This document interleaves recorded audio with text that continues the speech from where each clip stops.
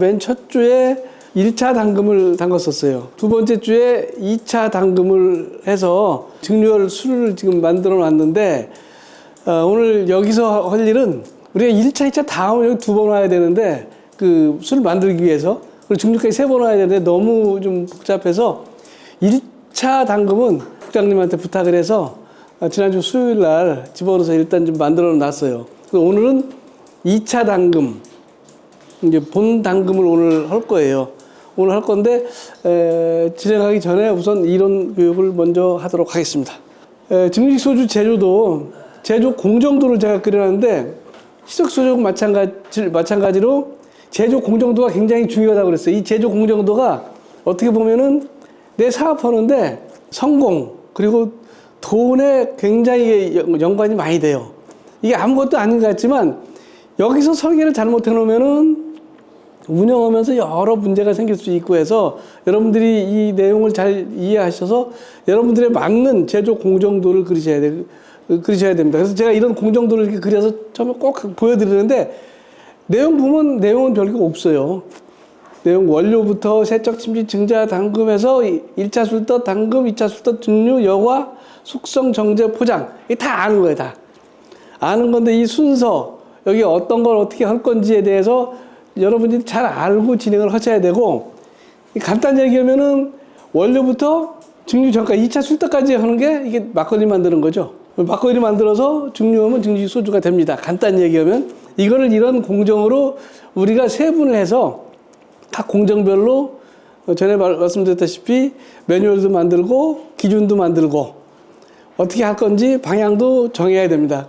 그래서 이런 공정에 의해서 여러분들한테 각 공정별로 하나하나 설명을 드리도록 할게요. 우리 증식 소주 원료 중에서 제일 중요한 게, 제일 많이 쓰는 게 뭐죠? 쌀이죠, 쌀. 그리고 그 다음에 많이 쓰는 거는 별로 분량은 없죠. 근데 그래도 일부 보리, 그 다음에 밀로 좀 보리하고, 그 다음에 고구마. 그래서 우리가 한 4가지 정도 원료만 제가 여기서 뽑아놨어요. 그래서 원료에 대해서 여러분들이 좀 알아야 될 내용들, 이런 것들을 좀 설명을 드리도록 하겠습니다. 쌀 하면 여러분들 찹쌀하고 맵쌀하고 두 가지 종류가 있죠. 그 구조가, 찹쌀하고 맵쌀은 아밀로스하고 아밀로펙틴이 어떻게 거기에 들어가 있는지 이 양에 따라서 구분을 하죠. 찹쌀 같은 경우는 아밀로펙틴으로만 거의 다 구성이 돼 있어요.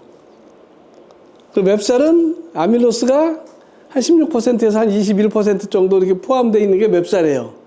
여러분들 맵쌀하고 찹쌀 구분은 잘 아시잖아요. 밥하면은 찹쌀은 차지고 단맛도 있고, 근데 맵쌀은 그것보다 좀 못하고, 술 만들고 나면은 그 막걸리나 약주 같은 경우에 찹쌀로 만든 게 훨씬 더 술맛도 달콤하고 좀 부드럽고 이런 거 느끼잖아요. 전분이나 이런 거 양은 비슷한데 전분 구조가 좀 틀려서 그렇거든요. 그 아밀로스하고 아밀로펙틴이라는 게 어떤 거냐면, 이건 여러분들 뭐 어려워하지 마시고 그냥 잠깐 보시면 되는데, 이게 포도당인데, 포도당이 C가 탄소가 6개 있어요. 그리고 수소가 12개 있고 산소가 6개가 있어요. 포도당에 분자식을 따져보면은, 그래서 C6, H12, O6가 포도당입니다.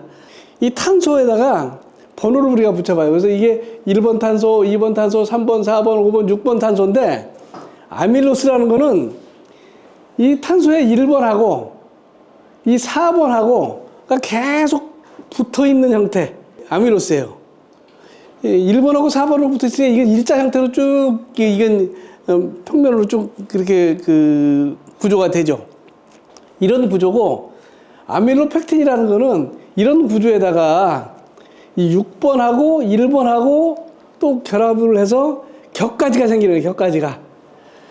이 격가지가 생기니까 이 구조가 좀 틀리잖아요. 다 포도당으로 돼 있긴 돼 있어요. 구조가 틀려서 이 아밀로펙틴이 보면은 훨씬 아밀로스보다 분자량도 커요. 옆에 격가지가 많이 붙어 있으니까. 구조가 이렇게 되다 보니까 좀 찰지다 그러죠. 그래서 이제 우리 양조 관점에서 보면은 이렇게 좀 격가지가 많고 하다 보니까 술을 만들 때 보면은 이 아밀로펙틴이 아밀로스보다 호화가 잘 돼. 호화라는 게 뭐죠? 밥하는 거죠. 알파화 시키는 거. 당화가 가기 전에 과정이 아밀로펙틴이 훨씬 더 잘 이루어져요. 아밀로펙틴이 많은 거는 호화, 당화가 더 아미노스 있는 것보다는 잘 된다고 생각하시면 돼요. 그래서 찹쌀이 맵쌀보다 호화나 당화가 훨씬 더 잘 된다. 그리고 잘 되다 보니까 우리가 일반적으로 찹쌀하고 맵쌀하고 밥을 해 먹어도 찹쌀이 소화가 더 잘 됩니다. 그 침에 의해서 분해가 좀 더 빨리 되니까. 그리고 이제 이런 구조적인 차이 때문에 그런 느낌, 찰지고 단 느낌 이런 것들을 더 많이 받는데, 단 느낌은 이런 것들이 잘 나중에 분해가 잘 되니까 폴당으로 빨리빨리 더 나눠져서 단맛이 더 납니다. 이게 아밀로펙틴 쪽에. 이 정도만 여러분들 기본적으로 아시고 쭉 넘어가겠습니다. 이 찹쌀과 맵쌀은 이런 차이가 있다. 그래서 여러분들이 찹쌀과 맵쌀을 그럼 어떻게 써야 되냐? 우리가 발효주 할 때 탁주나 약주를 찹쌀을 만들면 훨씬 맛이 더 달콤하고 좋죠. 더 맛있습니까? 네. 아니요. 여러분들이 느끼셔야죠. 제가 느끼면 안 됩니다. 찹쌀을 쓰는 이유가 뭐죠? 우리 이현상 대표님, 찹쌀 왜 쓰시죠? 더 여러 가지 감미가 더 좋고, 맛이 맵쌀로 쓴 것보다 훨씬 좋잖아요. 약주 만들어도. 맵쌀술은 거칠고 네? 맵쌀술이 더 거칠다. 거칠어요. 그래서 저게 분해가 그 호화가 잘 안 이루어지는 건 아닌데 아밀로펙틴보다 늦게 일어나고 하니까 찹쌀보다는 훨씬 좀 거칠고 맛이 좀 강하다 그럴까? 뭐 그런 느낌이 좀 있어요. 그래서 찹쌀하고 맵쌀은 그런 발효주에는 쓰면은 그런 효과가 있어요. 근데 증류주는 이제 뒤에 가서 설명드릴 건데, 증류주는 이런 막걸리 성분 중에서 증류주에서 이렇게 휘발되는 성분만 우리가 봤잖아요. 휘발되는 성분만 봤다 보니까 찹쌀에 대한 효능이 하나도 안 나와. 증류주에서는. 그래서 증류식 소주에는 찹쌀을 거의 안 씁니다. 뭐 가격도 비싸지만 어떤 그런 그 술을 만들고 하는데 대량으로 하는데 좀 불편한 것도 있고 아무 이익이 없으니까 증류주에는 거의 안 써요. 근데 모르는 사람들은 나 소주 만들 때 찹쌀을 만들어서 더 맛있어. 그게 뭐 100% 틀린 건 아니에요. 왜 그러냐면 조금이라도 차이는 있을 수는 있는데 거의 효과가 없다고 보셔야 되고, 그래서 증류식 소주에는 맵쌀만 쓴다. 지금 현재 그 정도만 아시면 되실 것 같고요. 여러분들이 더 좋은 술을 개발하기 위해서, 술이라는 것은 약간의 미묘한 그 맛 차이를 나타내기 위해서 찹쌀을 써서 뭐 해볼 수도 있어요. 그런 것들은 여러분들이 앞으로 연구 과제로 삼아서 좀 해보시면 될 것 같습니다. 그리고 그 다음에 이제 현미와 백미는 여러분들 다 아시죠? 현미는 이제 벼에서 껍질만 제거한 거고, 백미는 그 현미를 깎아서 만든 거죠. 여기 보면은 이게 이제 현미에서 3분도미 한 3% 정도 이제 깎아낸 거고, 5분도미, 7분도미, 이게 10분도미인데 이걸 우리가 10분도미를 보통 백미라고 그러죠. 이 깎아내면 색깔도 이렇게 좀 흰색 쪽으로 많이 변하죠. 노란색에서.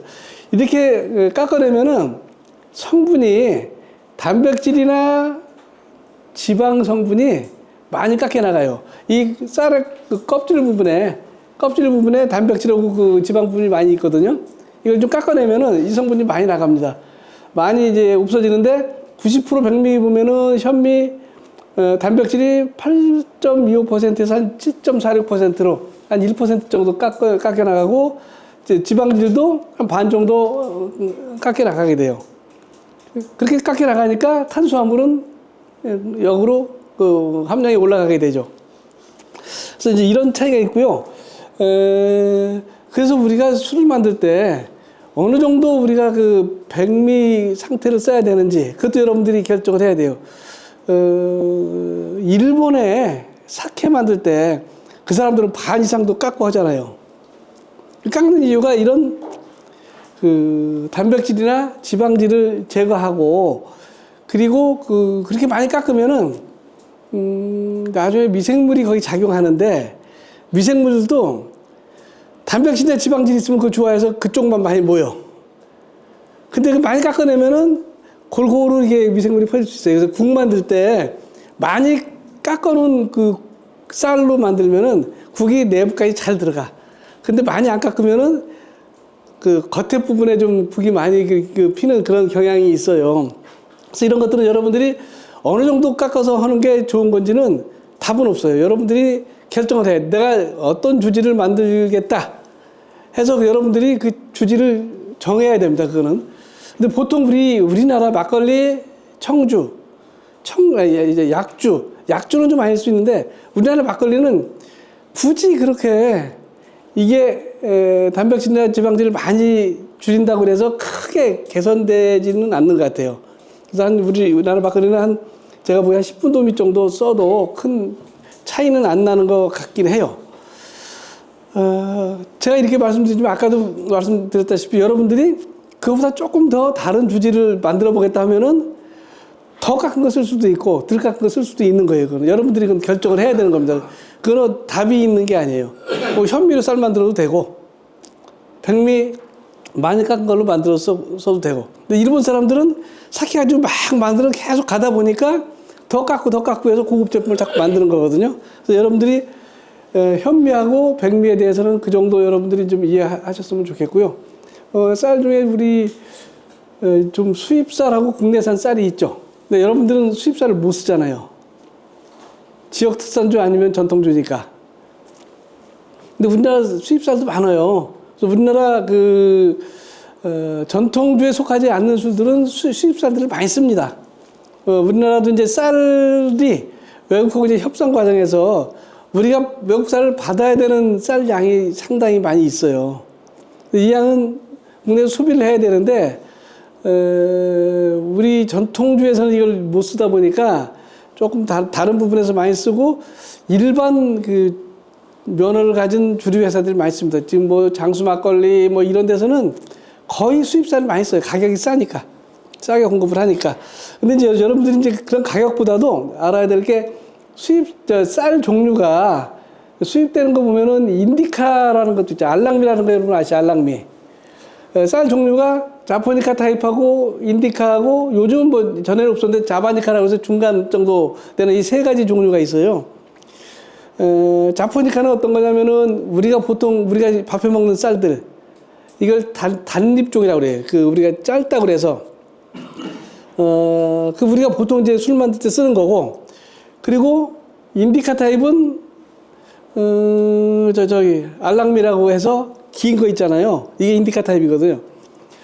그리고 요즘은 그 중립종, 그 중간에 것들이 이제 미국이나 이런 데서 좀 재배를 해서 좀 나오고 있는 이런 실정인데, 보면은 나중에 여러분들이 지역 특산주나 전통주가 아니라고 그러면은 쌀에 대해서도 여러분들이 이제 고민을 하셔야 될 게, 이 인디카 쌀이 여러분 밥하면 어때요? 알랑미로 밥하면은 밥이 굉장히 뭐 그냥 날아간다고 그러잖아요. 수분도 적고 그래서. 근데 술에는 오히려 좋은 면도 있어요. 이런 면들이 이제 우리 그 동양의 술들은 당화시킬 때 누룩이나 입국을 해서 곰팡이를 이용하잖아요. 서양 술들은 메가를 이용해서 미생물을 쓰는 게 아니에요. 우리 동양 술들은 미생물을 키우다 보니까 미생물이 잘 클 수 있는 쌀이 우리 동양 술에는 더 좋을 수 있어요.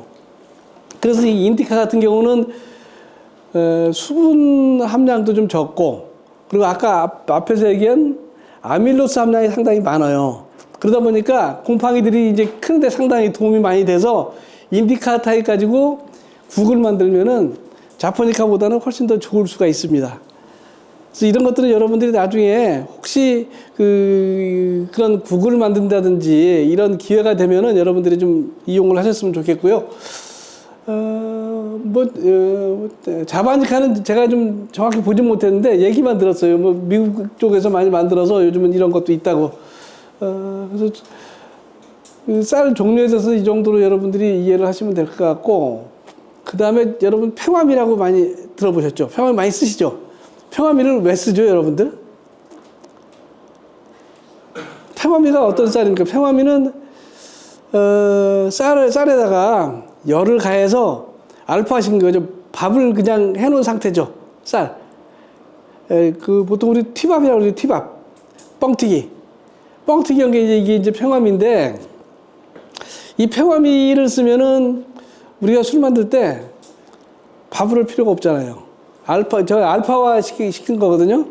알파화를 평화했다는 거는 쌀의 구조를 더 느슨하게 만들어서 효소가 작용하기 쉽게 이게 만든 게 이제 그 평화미인데, 이런 그 평화미를 쓰면은 우리가 밥을 안 해도 술을 만들 수 있어요. 우리가 무증자 발효도 하지만 증자 발효와 같은 이런 효과를 나타내려면은 밥을 해야 되는데, 밥을 안 해도 술을 만들 수 있는 이런 특징이 있고, 근데 처음에 그것 때문에 만든 건 아니고, 이런 이제 그 쌀 소비를 하다 보니까 쌀을 이제 자꾸 가공해서 이제 내놓다 보니 이런 게 나왔는데, 이걸 써보니까 막걸리에 좋은 면이 또 하나 있었어요.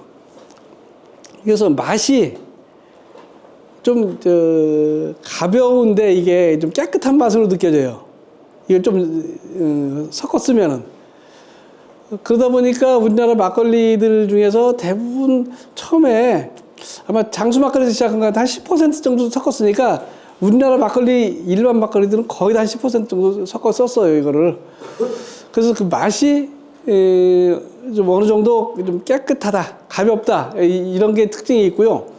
그리고 또 한 가지 좋은 게, 이 평화미가 가루 상태로 보통 판매를 하는데, 이걸 섞으면은 막걸리 만들어 놓으면은 막걸리가 가라앉잖아요, 잘. 이 층강성이 좀 늦어져. 평화미를 쓰면은. 그래서 층강성 때문에 했는데, 아주 많이 좋아지진 않는데 층강성이 좀 느려지는 그런 효과가 있어요. 그리고 이제 요즘 내가 그런 분들도 봤는데, 시선하기 싫으니까 평화미 사다가, 익국 사다가 밥 안 하고 그냥 집어넣어 술을 만드는 분들이 있더라고요. 그래서 파시는 분들이 많이 있어요. 쉽게 만들 수 있는 그런 특징이 있습니다, 평화미로 하면은. 근데 그래서 여러분들도 평화미를 쓰시는 거는 아까부터 제가 계속 말씀을 드리는데, 어떤 케이스든지 간에 내가 어떤 주지를 만들 건지에 따라서 여러분들이 결정을 하셔야 돼요. 평화미를 얼마큼 쓸 건지, 안 쓸 건지. 이런 것들을 여러분들이 직접 결정을 해서 주지를 결정하시면 됩니다. 쌀에 대해서는 이제 그 정도 말씀을 드리고요. 그래서 우리가 보통 이제 양조용 쌀을 만들자 그러는데, 우리나라는 아직은 그 정도까지 갈 단계는 아니에요, 우리 술로는. 제가 보기에는. 그래서 우리나라 그 막걸리 정도면은 이 정도면 되지 않을까 해서 제가 이제 정리를 한 건데, 단백질하고 지방질은 적은 게 좋아요. 막걸리에도 많은 것보다는 적은 게 좋고, 그리고 중앙에 이제 허연 쌀 보면 신백이 있잖아요. 이런 신백이 있는 쌀들, 이런 쌀들이 어느 정도 이제 그 구조가 단단하니까 밥을 해도 나중에 발효하는데, 우리가 시간을 좀 천천히 갈 수 있어요. 발효 시간이 좀 천천히 되는 거는, 첫 시간에 제가 말씀드렸는데, 술이라는 거는 에틸 알코올이 술 맛을 결정하는 게 아니고, 거기에 나오는 미량 성분들이 결정한다고 말씀드렸잖아요. 이런 그 발효가 속도가 천천히 되면 될수록 이런 미량 성분 나오는 그 변화가 생겨요. 더 좀 천천히 할수록 좀 우리가 좋아하는 그런 미량 성분들이 좀 많이 나오는 그런 경향이 있어서, 그런 좀 단단한 쌀, 그리고 알랑미 같은 경우, 인디카 같은 경우는 쌀 침지하는데 하루 종일 침지시켜도 침지가 안 되는 경우도 있어요. 그래서 이제 그런 것들은 2번 밥을 해서 하는 방법이 있는데, 이런 수분 흡수성은 어느 정도 있는 게 좋고, 그래서 곰팡이가 번식이 양호한 쌀을 쓰는 게 좋겠다. 그래서 이게 제가 한번 이렇게 좀 정리를 해봤습니다. 햅쌀 같은 경우는 이거는 많이 만드시는 분들은 밥을 많이 해야 되는데, 차지고 그러면 밥하는데 굉장히 어려워요. 그냥 집에서 솥 하나 해서 하는 거는 어떻게 되는지 괜찮은데, 내가 상업적으로 많이 만들려고 그러면 굉장히 어렵거든요. 그래서 그럴 때 물량이라든지 밥 파는 시간이라든지 이런 것들을 여러분들이 잘 조절을 하시라고 제가 써놓은 겁니다, 이거는. 그리고 현재 지금 우리나라 정부미는 여러분들도 정부미 쓰시는 분이 없겠다. 2023년산 지금 정부미를 정부에서 공급을 하고 있어요. 키로당 1,000원에 공급하죠. 아마 내년부터는 한 1,200원 정도 될 것 같아요, 이게. 그래서 여러분들이 그 쌀이 술을 만드는데 이 쌀이 굉장히 중요해서 지역 특산주 같으면 특히 이제 그 계약 재배를 좀 해서 지역에서 안정적으로 쌀을 좀 공급받을 수 있는 그런 체계를 갖추는 게 굉장히 좋습니다. 근데 그 양이 어느 정도 안 되고 양이 정도 많아도 이 가격이 굉장히 비싸요. 계약 재배를 하다 보면. 요즘 농민들은 정부에서 다 그 보상을 해주기 때문에 돈이 안 되면 계약 재배를 안 해요. 저희도 이제 화훼에서 계약 재배를 일부 한 두 사람하고 하는데 그 정부에서 보조해주는 돈 다 그 정도 보완이 안 되면 절대 안 하거든요. 그렇게 하다 보니까 다수학 그 품종을 써도 1kg에 한 3,500원 이 정도 나와요. 계약 재배를 하면은. 그래서 이런 것들은 여러분들이 앞으로 좀 여러 사람이 모여서 같이 할 수 있는 이런 체계를 좀 갖추는 게 좋은데 우리 김포 쪽에서는 그렇게 좀 하는 데가 있는 것 같아요. 김포 쪽에서는 그렇게 해서 계약 재배해서 여기 우리 그 박성규 회장도 거기 걸 갖다 쓰던데 좀 단가를 많이 낮춰서 계약 재배를 해서 쓰는 그런 그 지역 특산주들이 좀 있는 것 같아요. 그런 것들 여러분들이 좀 참고를 하셔야 될 것 같습니다. 그리고 작년까지 가루쌀이라는 걸 좀 많이 정부에서 공급을 했었는데 올해부터는 공급을 안 하기로 했습니다.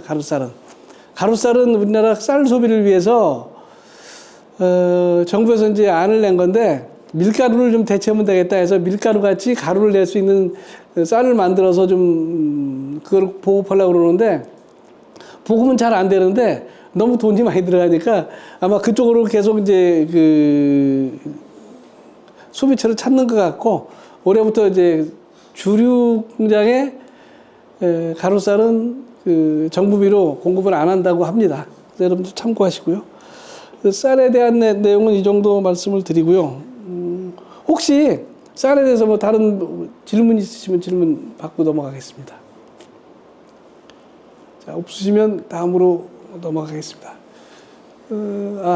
이거는 여러분들 한번 읽어보십시오. 그 쌀에 있는 지방하고 단백질이 어떤 그 아로마 성분들을 내는 건지를 써놓은 건데, 그 지방 같은 경우는 지방이 변하면은 뭐가 됩니까? 지방산이 되죠? 지방산이 되면은 지방산하고 알코올하고 합쳐져서 지방산 에스테르가 많이 생겨요. 지방산 에스테르가 생기는데 이것들이 술에 향기 성분 일부로 작용을 해요. 근데 지방산 중에서도 분자량이 큰 지방산은 그런 향기 성분은 그 별로 없어서 기여는 안 하는데 이게 나중에 문제를 일으켜요. 쌀을 오래 놔두고 하면은 지방은 산패가 돼요. 잘못하면은 지방 산패되면은 유치, 지방 기름 냄새가 날 수 있어서 이런 지방이 좀 그래서 좀 적으면 좋겠다는 거거든요. 그렇게 그 지방에서는 그런 성분들이 많이 나오고요. 그리고 이제 단백질 같은 경우는 단백질을 그 효모가 이용을 해서 효모가 커요. 근데 단백질이 부족하면 효모가 단백질도 만들어요. 그리고 남으면 단백질을 분해하는데 이 과정에서 나오는 것들이 고급 알코올들, 퓨제놀이라고 하는 고급 알코올들이 나와요. 나중에 우리 향미 성분 할 때 이제 성분을 얘기할 텐데 이 고급 알코올 성분들이 우리 그 26소주의 맛을 굉장히 좌우하는 물질들이거든요. 그래서 이 단백질이 많으면 이런 성분이 많으면은 성분이 많이 나오는데 너무 많이 나오면은 그 고유의 맛에서 조금 다른 쪽으로 많이 가기 때문에 이것도 적으면 좋겠다 해서 좀 그런 내용을 여기다 써놓은 겁니다. 그리고 이제 그 우리 그 술이나 다른 음식에서 제일 많이 이제 그 맛과 향에 영향을 주는 게 역시 여러분들 저 마이야르 반응이라고 아시죠? 우리가 고기를 구우면은 고기가 구우면 누렇게 되면서 색깔도 변하고 고기 굽는 냄새도 나잖아요. 고기 구우면 냄새 나죠? 이게 이런 것들도 마이야르 반응이거든요. 마이야르 반응이 뭐냐면은 탄수화물하고 단백질이 열에 의해서 변성이 되는 겁니다, 이게.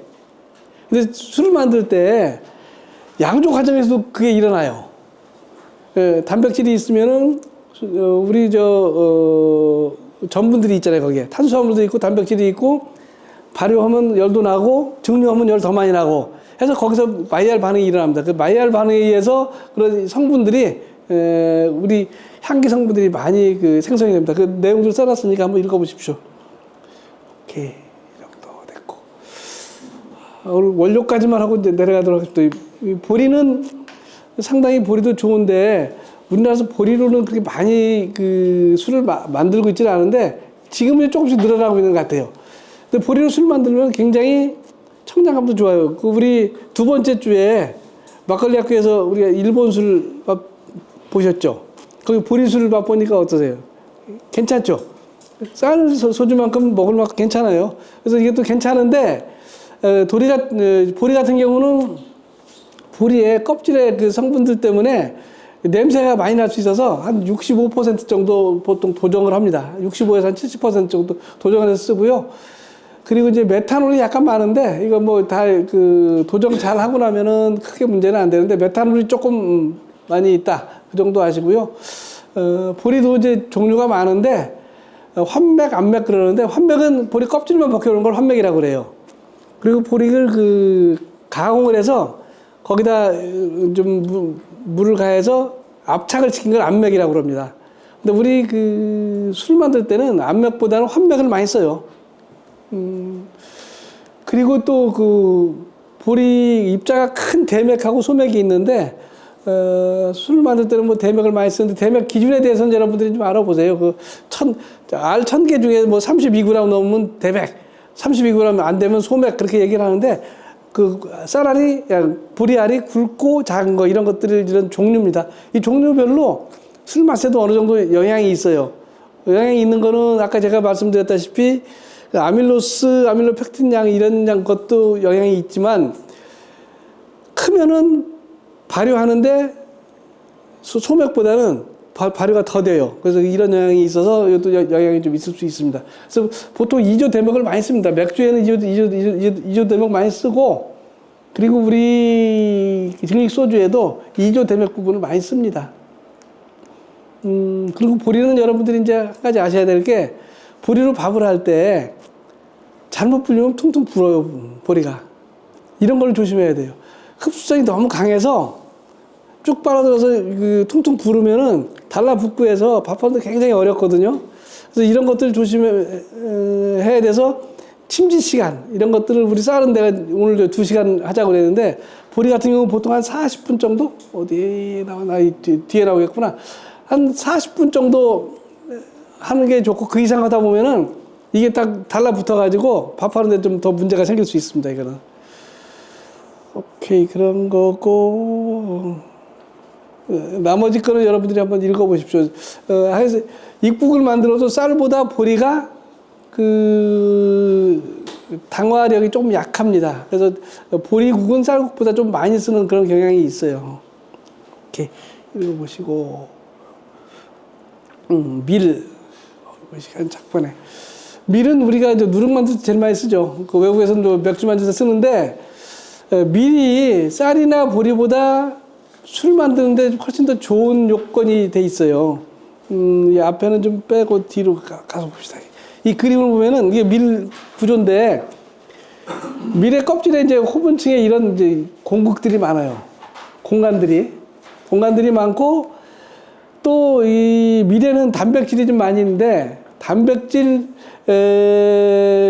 사이에 전분들이 이렇게 들어가 있어서 이런 전분들이 단백질 그 사이 안에 들어가 있다 보니까 이거 같이 공극들이 많아서 우리 누룩을 만들어서 좋은 게 그 공기 소통이 좀 잘 돼야 되는데 이런 것들이 잘 밟아도 누룩이 그 쌀이나 그 보리보다는 훨씬 더 좋기 때문에 쓰는 걸로 그렇게 돼 있습니다. 그리고 맥주나 이런 거 만드는 것도 쌀이나 보리보다는 훨씬 발효 효율 같은 게 좋습니다. 이게 이런 공국들이 많아서 그런 내용은 제가 써놨으니까 한번 내용을 한번 읽어보십시오. 앞에 이렇게 그렇게 되고 고구마까지만 하고 내려가겠습니다. 고구마는 보통 여기 뭐 2차 전분질 원료로 쓴다고 그러는데, 1차로는 뭐 다른 우리 입국을 쓰고 2차로 이제 덮밥을 해서 고구마 소주를 많이 만듭니다. 많이 만드는데 고구마로 술을 만들면은 품종에 따라서 술맛 차이가 많이 나요.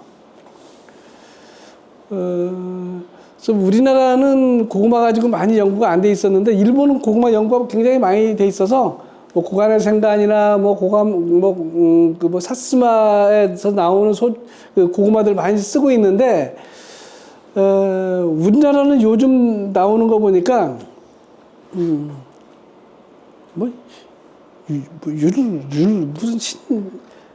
우리 뭐 호박 고구마하고 방고구마 있잖아요.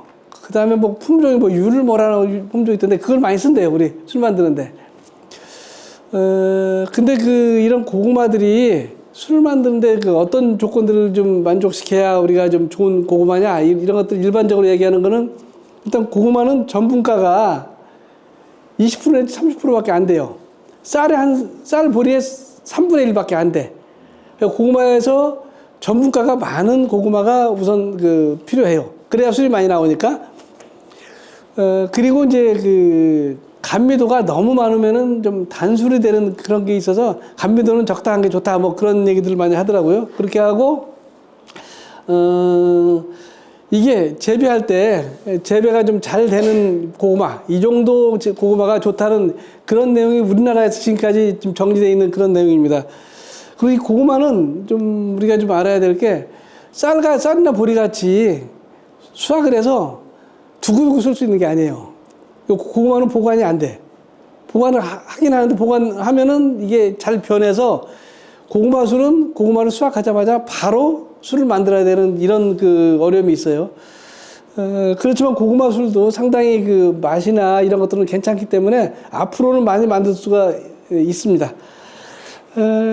그리고 이제 여러분들이 고구마 술을 만들 때 고구마도 고구마를 쪄서 그걸 이제 잘 분쇄를 해야 돼. 너무 많이 분쇄해도 발효가 너무 빨리 되고 너무 크게 하면 너무 늦게 돼서 그것도 여러분들이 이제 결정을 해야 돼요. 어느 정도 내가 분쇄해서 술을 만들 건지.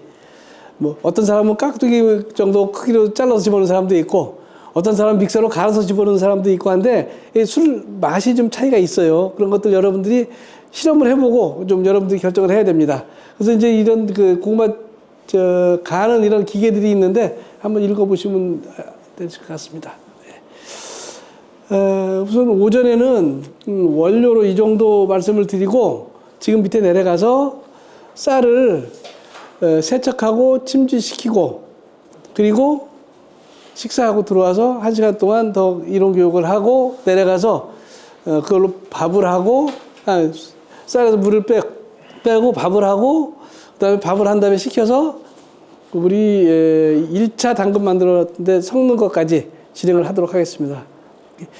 그리고 혹시 시간이 나면은 뭐 내가 더 이론 교육을 더 찾아서 좀 하도록 그렇게 하겠습니다. 지금 바로 밑으로 내려가도록 하겠습니다.